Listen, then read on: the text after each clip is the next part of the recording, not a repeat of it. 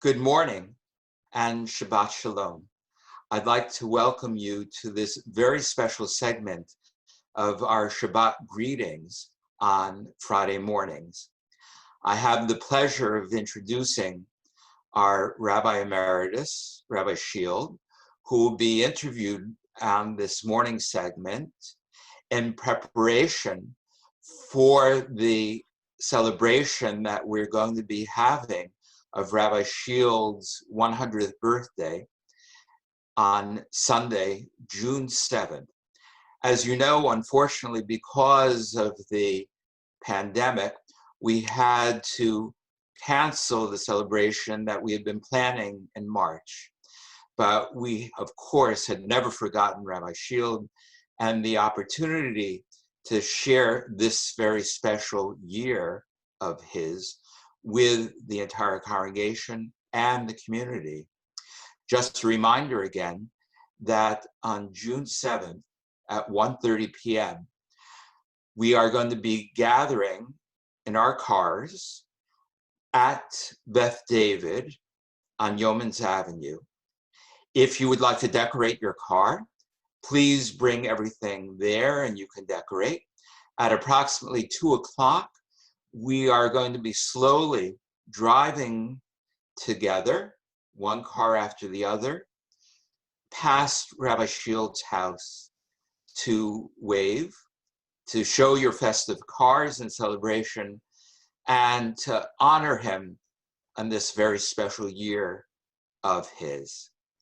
So again, I look forward to seeing you on June 7th, and please take this opportunity to share this very special Shabbat greeting this morning with Rabbi Schild, who will be interviewed by our member, Merle Nudelman. Thank you very much. I'm very pleased.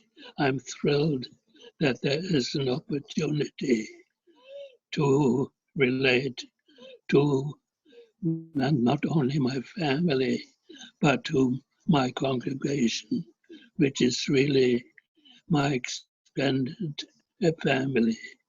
And Merle will be asking me a few questions, I think. And she has a long membership at Israel. And well, it's wonderful to have her. She's a wonderful poetess. She creates poems, and that's something that I feel for, because the word is that creates the poetry, and the words in Judaism also creates Kedusha, the holiness, the sanctity.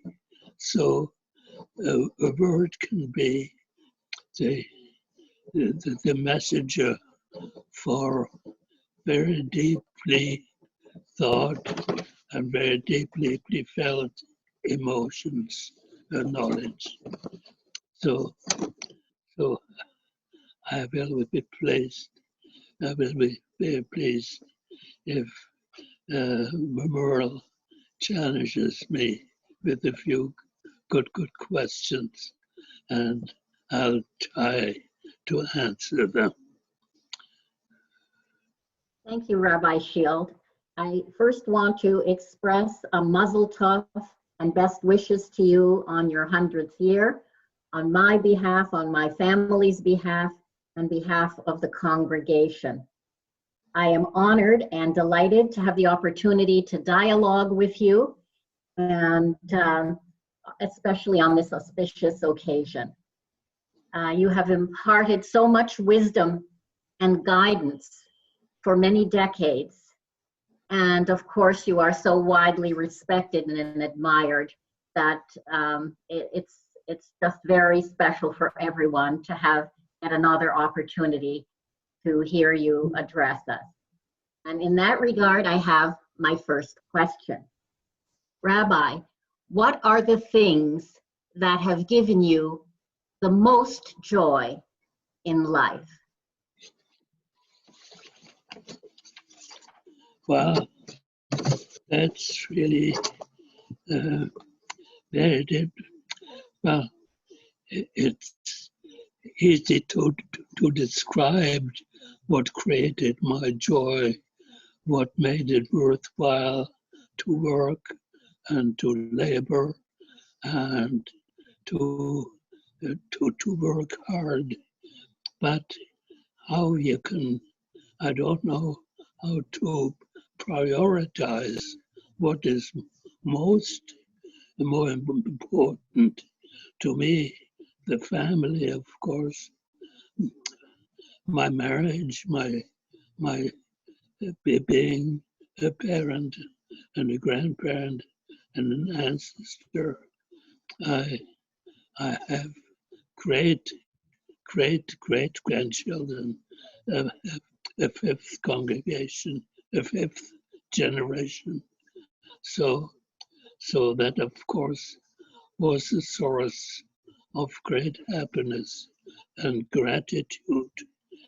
So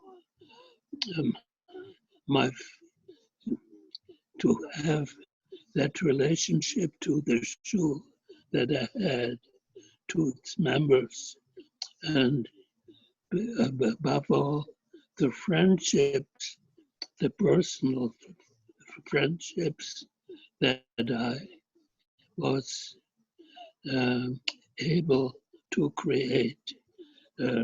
Not every rabbi has the privilege of becoming a friend of. It's one thing is to become a rabbi, another one is to become a friend, and I could collate these two together. I enjoyed my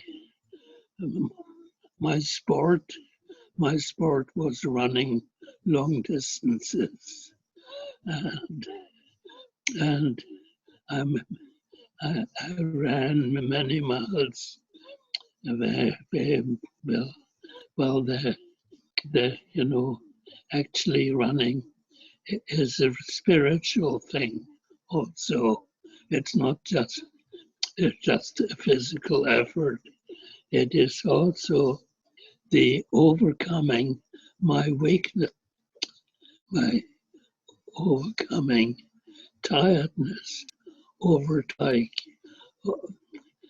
and overwhelming tiredness.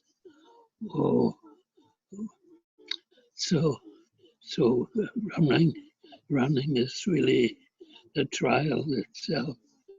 I also, in my active, when my rabbinate changed in the synagogue, when I became Rabbi Emeritus, it gave me an opportunity to go back to Germany, where I came from, and do a very important teaching job at in German churches, universities, for which I was recognized. I have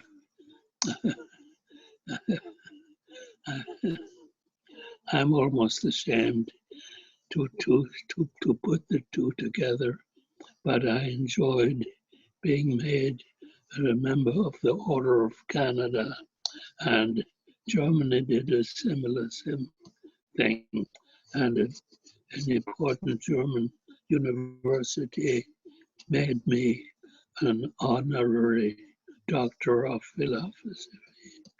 So my professional life was the source, but not the only source, but it was an important source of my happiness.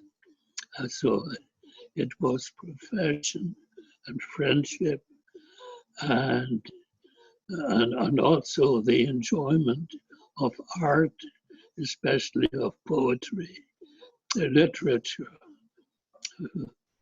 So that all comes together, and therefore I consider myself a happy person. You know, it's Rabbi, in with the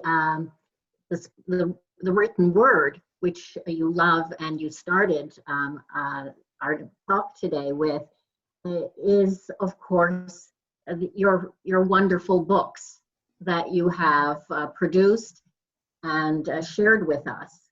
So I would assume that those 4 texts, wonderful texts, have been a source of joy to you as well. I know for myself, the creation of my books was a very fulfilling and joyful experience. Yeah, I wanted to, I forgot really under the sources of joy was the publication of my 4 books.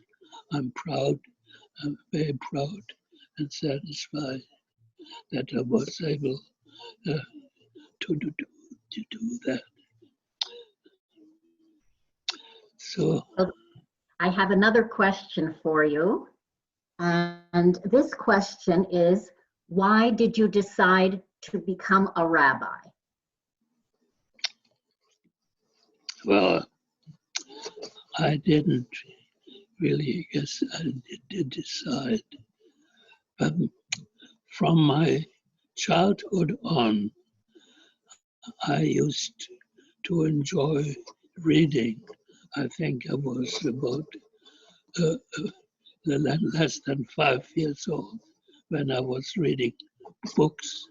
So, and I was, well, as I was a teenage, I was in love with literature, and I couldn't ever understand that I would have a life in which my profession or my means of making a living would be satisfactory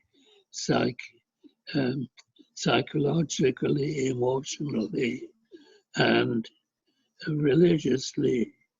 So I had to, so it was actually,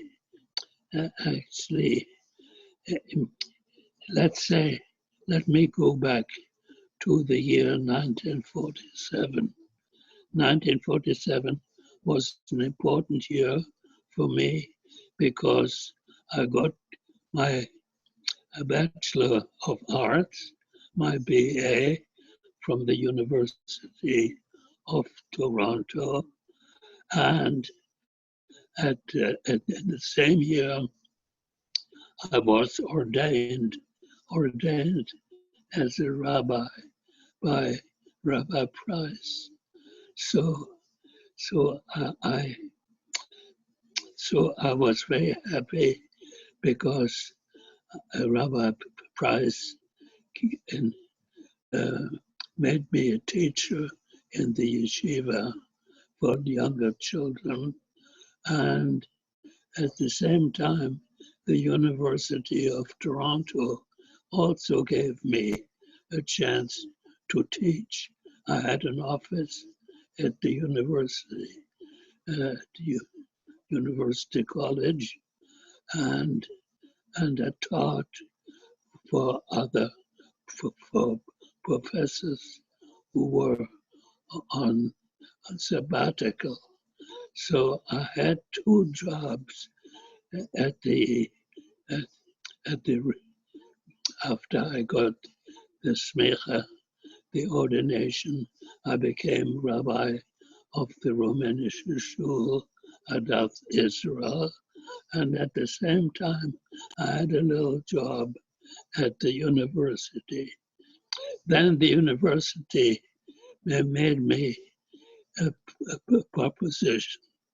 They wanted me to take take a bigger job at the university. But I couldn't, but I had to give up the rabbinate. They said you'll either be a rabbi or professor. So that's the choice I had to make. And there were many days and many weeks when I thought I made the wrong decision. But after all, I did the decision on the grounds of personal relationships, because as a university professor, you have people passing through you. At the rabbinate, I had the opportunity of being part of people's lives, their spiritual life, their religious life, which I thought was very important. And it was more important for me to help people to have a religious life than just a knowledge life for academic knowledge. So anyways, I hope. Thank you. Well, I want to thank you, Rabbi, for your time and for sharing this Well, time with us. Let me say on words, I sort of expected certain questions, a question that piqued me. I was supposed to be asked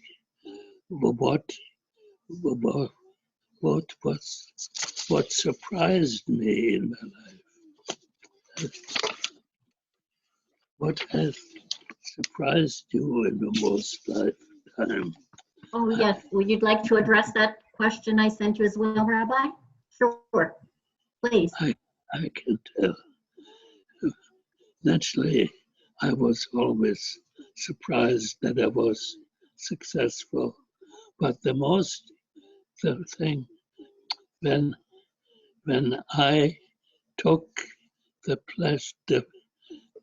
daring, when I was daring to ask Laura Sachs to go on a date with me, and she said yes, that was the greatest surprise.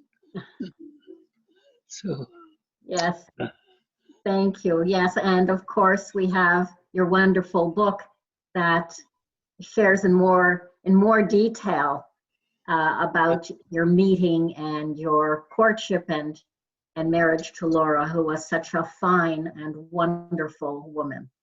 yeah. So I want to thank you very much, Rabbi. Do you feel complete, or is there anything else you would like to say to us all today? Is there anything else, or if not, I would thank you. Okay. I thank you so much for, not just for today, but for years of friendship and leadership and guidance and wisdom and all the many wonderful things that you gave to us, your congregants, as well as to many other people. We've been blessed to have you as our rabbi, and I feel personally blessed to have you as my friend. So I look forward to seeing everyone on Sunday, on June the 7th, when we're going to have a further honoring of your 100th year, Rabbi Schild, and we look forward to many more wonderful conversations and times together. Thank you so much, Rabbi. Thank you. You're welcome. It's both my privilege to appear to you in this difficult time when relationships are interrupted, that we have been able together to create a wonderful example of relationship. Thank you. Thank you so much.